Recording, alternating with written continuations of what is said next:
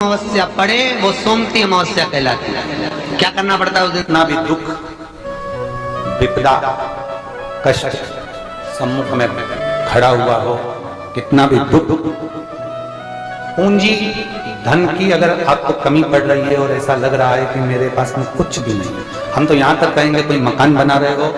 बेटी का विवाह कर रहे हो, बेटे का विवाह कर रहे हो, कोई अच्छा कार्य कर रहे हो, धन संपदा की भी कमती दिखे तो समय पर कांता भगवान का स्मरण कर, कांता चक्र का स्मरण कर शिव और नारायण का नाम लेते, एक बेलपत्र, एक शमी पत्र, एक श्वेत पुष्प, एक लाल पुष्प दोनों हाथ में लेकर भगवान शंकर के अशोक सुंदरी के स्थान पर अगर समर्पित करा जाए तो संपदा की भी कमी नहीं आती। वो कांता चक्र है जो नारायण। यहां तक शिव महापुराण की कथा कहती है, अगर कोई विद्वत ब्राह्मण ने आपको बताया है कि आपके घर में पितृदोष है, कोई विद्वान ब्राह्मण ने बता दिया कि आपके घर में काल सर्प दोष है, कोई विद्वान ब्राह्मण ने बता दिया कि आपके यहाँ पर ये वास्तु दोष है और इस दोष को मिटाना जरूरी है, कोई ने आपको बताया, उस समय पर हमें घबराना नहीं, उस समय में घबराने का क्रम नहीं है। अगर परिवार में कोई गुस्से वाला सदस्य है तो घर में एक कमल का पौधा रखना बहुत फायदेमंद हो सकता है, क्योंकि इसकी देखभाल बहुत आसान है। सिर्फ कहते हैं पीपल का जो जल झड़ता है पीपल के वृक्ष से, आप लोगों ने कभी देखा है कि नहीं देखा, वो आपको नहीं मालूम।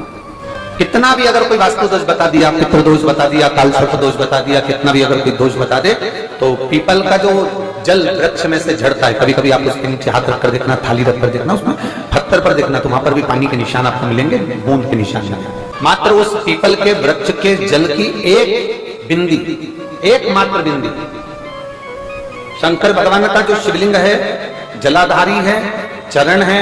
गणेश कार्तिक का स्थान है, अशोक सुंदरी का स्थान है और प्रत्येक जलाधारी में से पानी बीच में से आकर नीचे की ओर गिरता, नीचे की ओर गिरता। आप लोगों के स्मरण में हमने पहले भी बताया कि राइट में किसका स्थान है? गणेश जी का, लेफ्ट में कार्तिक के, बीच में अशोक सुंदरी। ये क्या है? पार्वती जी का हस्त कमल शिवलिंग, और ऊपर से जो जल एक एक बूंद शंकर जी के शिवलिंग पर गिर रहा है वो शंकर जी की 5 लड़कियां जया, विषहरा, शामलीवारी, गौतली और देव, शंकर जी की 5 लड़कियों एक एक बूंद पानी शिव जी पर गिरा रहा है।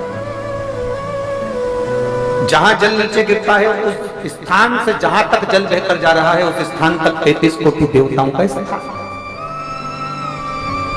33 कोटि देवताओं का स्थान। अब जहां पानी आया, जहां नीचे गिरा, उसके बीच में जो स्थान होता है, आप लोगों ने देखा है कि नहीं देखा? जिनने देखा है जरा हाथ उठाओ। ये पानी जैसे यहां तक आया और यहां के बाद नीचे गिरेगा तब वो नाली के माध्यम से बाहर जाएगा, तो जितनी दूर यहां से वो नीचे की ओर जो गिर रहा है, यहां से वो नीचे की ओर जो पानी जा रहा है, ये जो स्थान होता है ये हमारे 3 दोषों को निवारण तुरंत कर देता है। एक हमारा पितृदोष, एक हमारा काल सर्प दोष और एक हमारा वास्तु दोष का निवारण है तुरंत। और ये तो हमने केवल आपको शिव महापुराण के माध्यम से बताया कि ये 3 दोष का निवारण कर देता है, पर यदि कभी आप ध्यान से लिंग पुराण को पढ़ेंगे,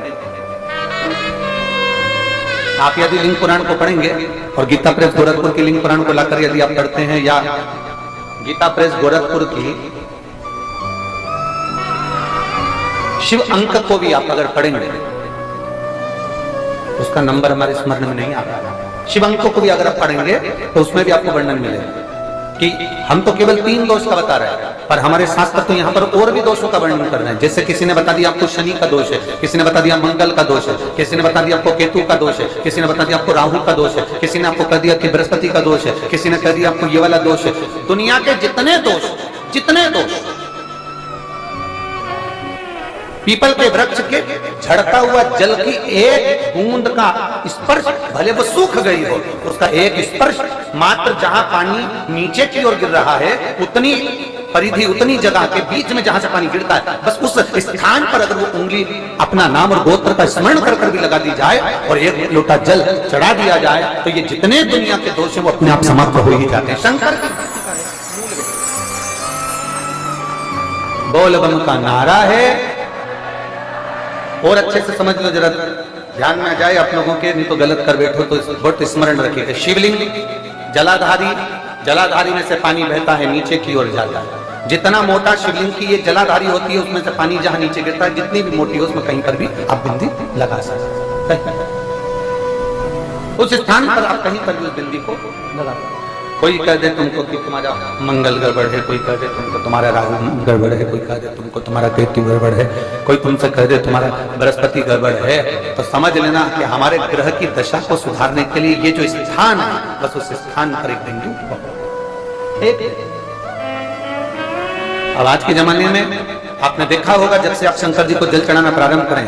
जब से आपने शिव महापुराण की कथा सुनना प्रारंभ करी, तब से आपने सुना होगा कि कोई भी अब ज्यादा आपको सुनने को नहीं मिलता कि वास्तु दोष हो गया, कि पितृदोष हो गया, कि कालसर्प दोष हो गया। इसके पहले का जो समय था, उस समय किसी को भी पत्रिका दिखाओ, किसी के पास भी जाओ, वास्तु दोष, कालसर्प दोष, पितृदोष, ये सारे दोष चलते रहते थे। पर तुमने जो एक लोटा जल शंकर भगवान को समर्पित करा, तुम्हारा चढ़ुआ जल उसी स्थान से नीचे गिर रहा है जहां हमने बिंदी लगाने का बताया, वहां से नीचे गिर रहा है, तो तुम्हारा दोष जल चढ़ाते चढ़ाते अपने आप दोष समाप्त होता चलेगा। सारी समस्या का हल एक लोटा जल। आपके घर में पितृदोष है, आपको ऐसा महसूस होता है, चाहे जैसे भी उठे, सिर्फ एक पॉप काफी है सबके चेहरे पे स्माइल लाने के लिए। असली हेजलनट्स और प्रीमियम कोको से बना न्यूट्रेला का स्वाद सबकी सुबह प्यारी बना दे। Good morning. न्यूट्रेला, करें दिन की शुरुआत खुशियों के साथ। आपको लगता है तो किसी भी नवरात्रि के पहले जो अमावस्या पड़ती है, मान लो अपन अमावस्या पड़े, आप एक अंदाजा लगाइए, तो जिस दिन अमावस्या रहे उस दिन चावल की कटोरी में एक कपूर का टुकड़ा रख दीजिए, महाराज, छोटा सा, और कपूर का टुकड़ा रखकर उस कपूर को दरवाजे के बाहर कटोरी में ही, चावल रखी हुई कटोरी में ही उसको पितरों का स्मरण कर कर जला दीजिए। और जलाने के बाद उस चावल को कहीं भी किसी भी वृक्ष की छांव में पक्षियों के लिए डाल दीजिए। शिव महापुराण की कथा कहती है, अगर मान लो पितृ आपको कष्ट दे रहे हैं, पितृ आपको तकलीफ दे रहे हैं, कोई काम नहीं होने दे रहे हैं, या कहीं आपको ऐसा लगता है कि पितरों का दोष है, तो वो पितृदोष देवी, अब ये जो आप करेंगे ये कब कर रहे हैं? अमावस्या के दिन आप उसको रख रहे हैं, अमावस्या के दिन उसको रखकर रात भर आपने रखा कपूर के साथ में, सुबह एकम पड़ गई, नवरात्रि लग गई, उसी दिन उसको जलाकर आपने पटक दिया। अर्थात उससे देवी और पितृ इन दोनों का आशीर्वाद जो प्राप्त होता है, तो घर में से पितृदोष समाप्त होकर लक्ष्मी की वृद्धि प्रारंभ हो जाती है, कार्य में सिद्धता आ जाती है। मान लो अगर पितृदोष है तो करो, नहीं है बड़े अलमस्ती से रहो, तो ये पितृदोष का स्मरण। तो यहाँ शास्त्र करे कि पितरों का जो लोक होता है, पितर जो लोक होता है, उस पितृलोक में 64 योगिनियां प्रवेश नहीं करती। जैसे सोमती अमावस्या, कौन सी अमावस्या? सोमती अमावस्या। सोमवार के दिन जो अमावस्या पड़े वो सोमती अमावस्या कहलाती है। क्या करना पड़ता है उस दिन? पीपल के पेड़ की परिक्रमा करो, या तुलसी की परिक्रमा करो, या पूजन करो, पाठ करो, कुछ भी करो, पर सोमती के दिन दान करो, पुण्य करो, सत्कर्म करो, भजन करो। तो सोमती अमावस्या का विधान इतना शास्त्र क्यों कहता है कि सारी अमावस्याओं में प्रबल सोमती अमावस्या, शनिचरी अमावस्या से भी बड़ी अमावस्या सोमती कहलाती है हमारा। तो कहा उस दिन सारे जितने भी ग्रह हैं, जितने भी ग्रह, सारे ग्रह चंद्रदेव के साथ मिलकर भगवान शंकर की आराधना में डूबते हैं। और भगवान शंकर की आराधना में डूबते हैं तो उस दिन जो किया हुआ दान पुण्य सत्कर्म है, वो हमारे, आप लोगों को मालूम होगा, पितरों की 3 गतियां, पितर, आहुत, वासुक। कितने? 3। गर्भ में जो चले गया आहुत है, कुमारी अवस्था में गया जिसकी शादी नहीं हुई, आहुत। पितर अधोगति में अचानक बहुत सारी तमन्ना थी, बहुत कुछ करना चाहता था और अचानक चले गया, मर गए, पितर गिनती में आ गए। वासुक जो एक्सीडेंट आदि, फांसी, सुसाइड, वासुक। 3। शास्त्र कहता है सोमती अमावस्या के दिन ये तीनों आहुत, पितर, वासुक जहां पर घर की कुल की माता पीपल की परिक्रमा करती है या तुलसी की परिक्रमा करती है या पूजन करती है या दान करती है सोमती अमावस्या के दिन, तो ये तीनों को उसका भाग प्राप्त हो जाता है, तीनों तर जाते हैं, फिर उनको पिंड की जरूरत नहीं पड़ती महाराज, उनको तर्पण की जरूरत नहीं पड़ती। इसलिए सोमती अमावस्या का क्रम हमारे हिंदू धर्म में ज्यादा वर्णित किया गया। एक बेल का फल लीजिए,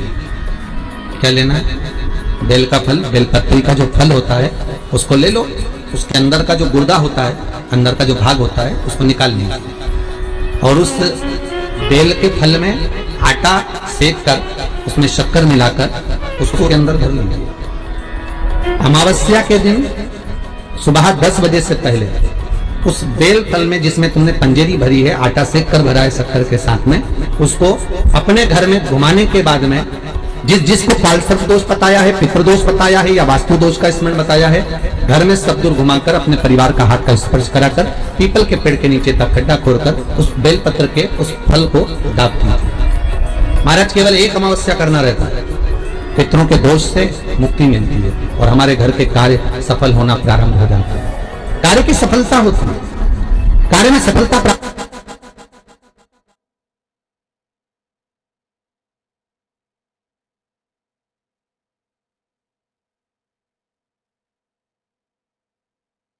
होने लगती है। हम तो कई बार कहते हैं महाराज जी, अगर ऐसा लगे किसी औषधि को आप ले रहे हैं, मालूम पड़े कि औषधि आपको लग नहीं रही है, शिव महापुराण की कथा करेंगे, मान लो औषधि आपको नहीं लग रही, आपने औषधि बहुत दिनों से ले रहे हो, कोई दवाई, मान लो आप किसी भी दवाई को ग्रहण कर रहे हैं और वो औषधि लगी नहीं रही है, वो शरीर को लगी नहीं पा रही और आप ठीक ही नहीं हो पा रहे, 15 दिन हो गए, 8 दिन हो गए, बताओ उतना की उतना ही फेटना है, उतना ही उतना अपना भरा हुआ, वही की वही लीवर, वही की वही किडनी, वही की वही स्मरण, सभी कुछ वही वही, उतना की उतना ही, बीपी भी ऊंचा नीचा चल रहा है पर लेवल में नहीं आ रहा, शुगर भी लेवल में नहीं आ रही, तो प्रयास करा करो महाराज, बेलपत्री के फल का जो गुर्दा है, अंदर का जो भाग है फल का, उसको पानी में गला लीजिए और प्रदोष की प्रदोष, कम से कम प्रदोष नहीं हो और बीमारी जरा दवाई लगी नहीं रही हो तो बिना प्रदोष के भी कर सकते हो, उसको पानी में गलाइए, आधा घंटा पानी में, जैसे आपको सुबह मंदिर जाना है 10 बजे, तो सुबह स्नान कर कर कम से कम 6:30-7 बजे उसको पानी में गला दीजिए और उस बेले के फल का गुर्दा से गला हुआ पानी शिव जी को ले जाकर समर्पित कर दीजिए महाराज। उस पानी में से थोड़ा सा 1 चम्मच पानी शिव जी पे चढ़ा हुआ लेकर आ जाइए, उस पानी को जो बीमार व्यक्ति है उसको औषधि देने से पहले मात्र आधी चम्मच से भी आधा चम्मच उसको दे दीजिए। भगवान शंकर का श्री शिवाय नमस्तुभ्यम का जाप कर उस पानी को देने के बाद अगर आप औषधि देंगे तो ये पक्का है कि औषधि अपना कार्य करना प्रारंभ कर देगी और वो स्वस्थ होना प्रारंभ होगा। क्या करना पड़ता है उस दिन? पीपल के पेड़ की परिक्रमा करो या तुलसी की परिक्रमा करो या पूजन करो, पाठ करो, कुछ भी करो, पर सोमती के दिन दान करो, पुण्य करो, सत्कर्म करो, भजन करो। तो सोमती अमावस्या का विधान इतना शास्त्र क्यों कहता है कि सारी अमावस्याओं में प्रबल सोमती अमावस्या, शनिचरी अमावस्या से भी बड़ी अमावस्या सोमती कहलाती है महाराज। जितने भी ग्रह, सारे ग्रह चंद्रदेव के साथ मिलकर भगवान शंकर की आराधना में डूबते हैं और भगवान शंकर की आराधना में डूबते हैं तो उस दिन जो किया हुआ दान पुण्य सत्कर्म है वो हमारे, आप लोगों को मालूम होगा, पितरों की 3 गतियां, पितर, आहूत, वासु, कितने? 3। गर्भ में जो चले गया आहूत है, कुंवारी अवस्था में गया जिसकी शादी नहीं हुई, आहूत। पितर अधोगति में अचानक बहुत सारी तमन्ना थी, बहुत कुछ करना चाहता था और अचानक चले गया, मर गया, पितर गिनती है। जो एक्सीडेंट आदि, खांसी, सुसाइड, बस 3। शास्त्र कहता है सोमती अमावस्या के दिन ये तीनों आहूत, पितर, वासुक, जहां पर घर की कुल की माता पीपल की परिक्रमा करती है या तुलसी की परिक्रमा करती है या पूजन करती है या दान करती है सोमती अमावस्या के दिन, तो ये तीनों को उसका भाग प्राप्त हो जाता है, तीनों तर जाते हैं, फिर उनको पिंड की जरूरत नहीं पड़ती महाराज, उनको तर्पण की जरूरत नहीं पड़ती। इसलिए सोमती अमावस्या का क्रम हमारे हिंदू धर्म में ज्यादा बढ़ने विश्वास कहता है अमावस्या के दिन और श्राद्ध पक्ष की अमावस्या के दिन जो नदी, तालाब, बावड़ी, कुआं किसी भी एक जगह पर अपने पूर्वजों का नाम लेकर शाम के समय पर दिया लगाएगा, ये मेरा विश्वास कहता है, उसके लिए कुबेर भंडारी भंडार जरूर भरेगा, पितृ भंडार जरूर भरेंगे, ये निश्चित। इस पीपल के वृक्ष के नीचे जो शनिवार को दिया लगाएगा वो लक्ष्मी और नारायण को अपने घर ले जाएगा। इसलिए शनिवार के दिन पीपल के वृक्ष के नीचे दिया का प्रमाण है महाराज। और सुन दरिद्रता देवी, तेरे पेड़ के नीचे जो खाली हाथ आएगा तू उसके घर में प्रवेश करेगी, और जो भरे हाथ से मतलब पानी का लोटा ले जाओ, कंकु ले जाओ, चावल ले जाओ, रोली ले जाओ, कुछ भी, जरा सी शक्कर ले जाओ, गुड़ ले जाओ, आटा ले जाओ, और पीपल के पेड़ के नीचे कभी खाली हाथ मत जाओ। अगर तू खाली हाथ कोई आया तो तू उसके घर में प्रवेश करेगा। बड़ का पेड़ पितरों का प्रतीक होता है, बेलपत्री का पेड़ भी पितरों का प्रतीक होता है, क्योंकि ये पितरों के वंश से जो पार्वती मैया का प्रागट्य भाव वर्णन किया। पीपल का वृक्ष पितरों का प्रतीक। श्राद्ध पक्ष में महाराज पीपल के पेड़ के नीचे मात्र काली तिल्ली का पानी ही डाल देने से पितृदोष का निवारण हो जाता है। किसी लड़के की लड़की की विवाह शादी नहीं हो रहा हो, मंगल विवाह नहीं हो रहा हो, पानी के लोटे में थोड़ा सा काला तिल डालकर श्राद्ध पक्ष में पीपल के पेड़ के नीचे चढ़वा दीजिए महाराज। पितरों की शांति होती है, घर में मंगल कार्य होता है, मंगल कार्य हो जाता है,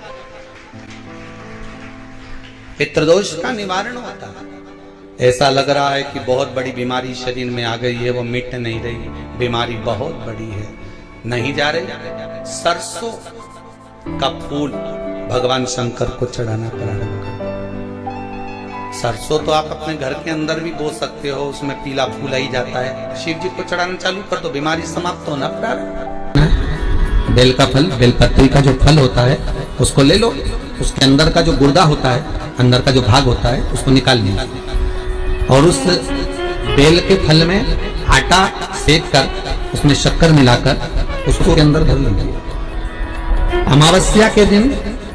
सुबह 10 बजे से पहले उस बेल फल में जिसमें तुमने पंजेरी भरी है, आटा सेक कर भरा है शक्कर के साथ में, उसको अपने घर में घुमाने के बाद में जिसको पालसर्प दोष बताया है, पितृदोष बताया है या वास्तु दोष का स्मरण बताया है, घर में सब दूर घुमाकर अपने परिवार का हाथ का स्पर्श कराकर पीपल के पेड़ के नीचे तक खड्डा खोदकर उस बेल पत्र के उस फल को दाब दीजिए। महाराज केवल एक अमावस्या करना रहता है, पितरों के दोष से मुक्ति मिलती है और हमारे घर के कार्य सफल होना प्रारंभ हो जाते हैं। कार्य की सफलता होती है, कार्य में सफलता प्राप्त होने लगती है। हम तो कई बार कहते हैं महाराज जी, अगर ऐसा लगे किसी औषधि को आप ले रहे हैं, मालूम पड़े कि औषधि आपको लग नहीं रही है, शिव महापुराण की कथा करेंगे, मान लो औषधि आपको नहीं लग रही, आपने औषधि बहुत दिनों से ले रहे हो, कोई दवाई, मान लो आप किसी भी दवाई को ग्रहण कर रहे हैं और वो औषधि लगी नहीं रही है, वो शरीर को लगी नहीं पा रही और आप ठीक ही नहीं हो पा रहे, 15 दिन हो गए, 8 दिन हो गए, बताओ उतना की उतना ही कैटरीना है, उतना ही उतना अपना भरा हुआ, वही की वही लीवर, वही की वही किडनी, वही की वही स्मरण, सभी कुछ वही वही, उतना की उतना ही, बीपी भी ऊंचा नीचा चल रहा है पर लेवल में नहीं आ रहा, शुगर भी लेवल में नहीं आ रही, तो प्रयास करा करो महाराज, बेलपत्री के फल का जो गुर्दा है, अंदर का जो भाग है फल का, उसको पानी में गला लीजिए और प्रदोष की प्रदोष, कम से कम प्रदोष नहीं हो और बीमारी जरा दवाई लगी नहीं रही हो तो बिना प्रदोष के भी कर सकते हो, उसको पानी में गलाइए, आधा घंटा पानी में, जैसे आपको सुबह मंदिर जाना है 10 बजे, तो सुबह स्नान कर कम से कम 6:30-7 बजे उसको पानी में गला दीजिए और उस बेले के फल का गुर्दा से गला हुआ पानी शिव जी को ले जाकर समर्पित कर दीजिए महाराज। उस पानी में से थोड़ा सा 1 चम्मच पानी शिव जी पे चढ़ा हुआ लेकर जाइए, उस